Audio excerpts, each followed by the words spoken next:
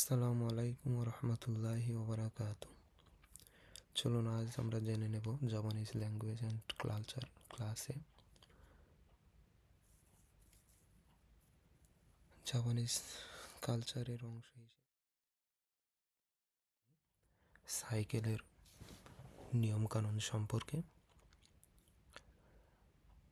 তো চলুন জেনে নেওয়া যাক। জাপানে আপনাকে সাইকেল চালানোর সময় হেলমেট পরিধান বাধ্যতামূলক নয়, তবে বর্তমানে হেলমেট পরার জন্য উৎসাহিত করা হচ্ছে।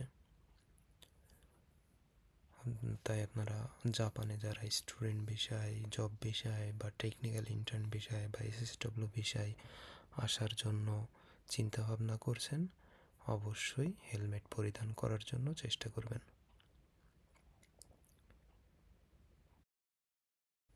জাপানে অন্যান্য যানবাহনের মতোই সাইকেলগুলোকে সাধারণত রাস্তার বাম দিকে চালাতে হবে। সেক্ষেত্রে আপনি গাড়িগুলোর বাম দিক থেকে যাবেন। যে সমস্ত ফুটপাতে সাইকেল চালানোর অনুমতি সম্বলিত সাইন লাগানো থাকে, সেই সমস্ত ফুটপাতগুলি আপনি ব্যবহার করে সাইকেল চালাতে পারবেন। তবে সেক্ষেত্রে ফুটপাতগুলিতে সাধারণত পথচারীদেরই অগ্রাধিকার বেশি থাকে, তাই পথচারী, প্রতিবন্ধী এবং বাচ্চাদেরকে অগ্রাধিকার দিয়েই ফুটপাতে আপনি সাইকেল চালাতে পারবেন। এবং সাইকেল ফুটপাতে চালানোর সময় বা যেখানে আপনি সাইকেল চালান, সাইকেলের বেল খুব একটা ব্যবহার করা হয় না। ঘন্টা যেটা আছে সেটা খুব একটা ব্যবহার করা হয় না। না করার জন্যই, এড়িয়ে চলার জন্যই চেষ্টা করবেন। জাপানে রাস্তাগুলিতে আপনি যদি কখনো রাত্রে সাইকেল চালানোর প্রয়োজন হয়, তো সেক্ষেত্রে আপনার সাইকেলে থাকা হেডলাইটটি অবশ্যই জ্বালাতে হবে। আপনি যদি এই নিয়মগুলি না মানেন তাহলে পরে অবশ্যই আপনাকে জরিমানা অথবা শাস্তি, জেল এর সম্মুখীন হতে পারে। এজন্য অবশ্যই আপনাকে রাত্রে সাইকেল চালানোর সময় আপনার সাইকেলের বাতিটি অবশ্যই জ্বালাতে হবে।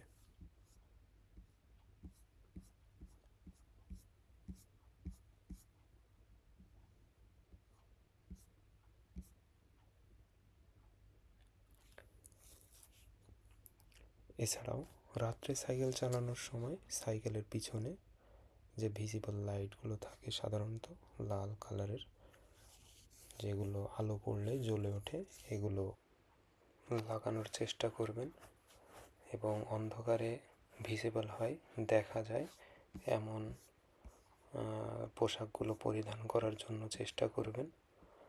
একই রঙের পোশাক অর্থাৎ কালো, পুরো শরীর জুড়েই কালো পোশাক পরলে সেটা অন্ধকারে সাধারণত দেখা যায় না। এজন্য এরকম পোশাক না পরাই বাঞ্ছনীয়।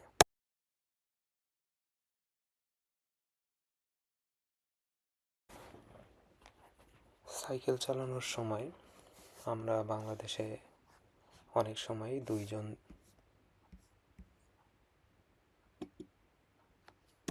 দুইজন চড়ে থাকি, তো জাপানে এটা সম্পূর্ণভাবেই নিষিদ্ধ। আপনি জাপানের রাস্তাতে কখনোই দুইজন চড়তে পারবেন না। তবে ব্যতিক্রম আছে, যে বাচ্চাদের ক্ষেত্রে আপনি বাচ্চা হলে পারে সামনে বাচ্চা নেওয়ার একটা কেস বা আসন লাগানো থাকে, বা লাগিয়ে নিয়ে বাচ্চাদের ক্ষেত্রে আপনি বাচ্চা নিতে পারবেন। সেই কেসে বা আসনে বাচ্চা আপনি নিতে পারবেন, কিন্তু বড়দের ক্ষেত্রে আপনি কখনোই দুইজন চড়তে পারবেন না। এটা সম্পূর্ণভাবেই নিষিদ্ধ।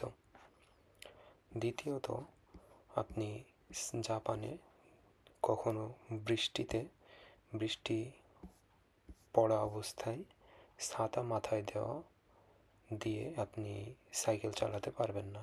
অর্থাৎ আপনি এক হাতে ছাতা, এক হাতে সাইকেল নিয়ে চালাতে পারবেন না। সেক্ষেত্রে আপনাকে যদি একান্তই সাইকেল নিয়ে বৃষ্টি মাথায় বের হতে হয়, সাইকেলটি হাতে নিয়ে আপনি ছাতা মাথায় দিয়ে হেঁটে যেতে পারবেন, কিন্তু সাইকেল চড়া অবস্থায় ছাতা মাথায় দিয়ে যাওয়া এটা সম্পূর্ণভাবেই নিষিদ্ধ। এরপরে আছে, আমরা অনেক সময় করে থাকি কি, পাশাপাশি দুইজন সাইকেল চালাতে চালাতে গল্প করতে করতে যেতে পছন্দ করি, কিন্তু জাপানে এটা সম্পূর্ণভাবেই নিষিদ্ধ। আপনি পাশাপাশি সাইকেল চালিয়ে একজন আরেকজনের সঙ্গে গল্প করতে করতে চালানো যাবে না। যদি আপনি এভাবে ছাতা মাথায় দিয়ে অথবা পাশাপাশি সাইকেল চালিয়ে অথবা দুইজন একসঙ্গে সাইকেল চালান, আরোহণ করেন, সেক্ষেত্রে আপনি কঠোরতর কঠোর শাস্তির মুখোমুখি হতে পারেন। এখন আসি, কানে হেডফোন দিয়ে আপনি গান শুনতে শুনতে সাইকেল চালাতে পারবেন কি না? না, উত্তর হচ্ছে না। আপনি জাপানে কানে হেডফোন দিয়েও গান শুনতে শুনতে সাইকেল চালাতে পারবেন না, এটা কঠোরভাবে নিষিদ্ধ। এরপরে আসি মদ্যপান। আপনি জাপানে মদ্যপান করে সাইকেল চালাতে পারবেন না, এটাও জাপানে কঠোরভাবে নিষিদ্ধ। শুধুমাত্র তাই নয়, আপনি যদি কোনো মদ্যপান করেছে এমন ব্যক্তিকে আপনার সাইকেলটা ধার দিয়ে থাকেন, সেক্ষেত্রেও আপনি কঠোর শাস্তির সম্মুখীন হতে পারেন, জরিমানা কিংবা জেলও আপনার হতে পারে। দিন দিন জাপানের ট্রাফিক আইনগুলো খুবই কঠোর হচ্ছে। আগে এগুলোকে উৎসাহিত করা হতো, এখন আস্তে আস্তে এরা কঠোরের দিকে যাচ্ছে, শাস্তি কিংবা জরিমানা কিংবা জেলের দিকেও এগিয়ে যাচ্ছে।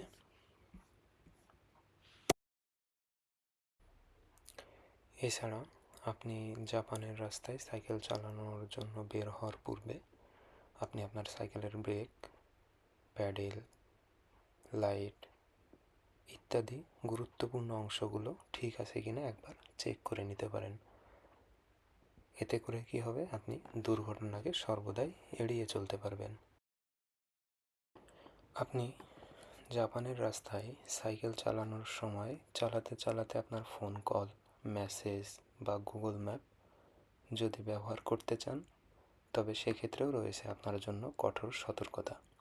আপনি জাপানের রাস্তায় সাইকেল চালাতে চালাতে মোবাইল কখনোই ব্যবহার করতে পারবেন না, এমনকি ম্যাপ ব্যবহার করার জন্যও ব্যবহার করতে পারবেন না।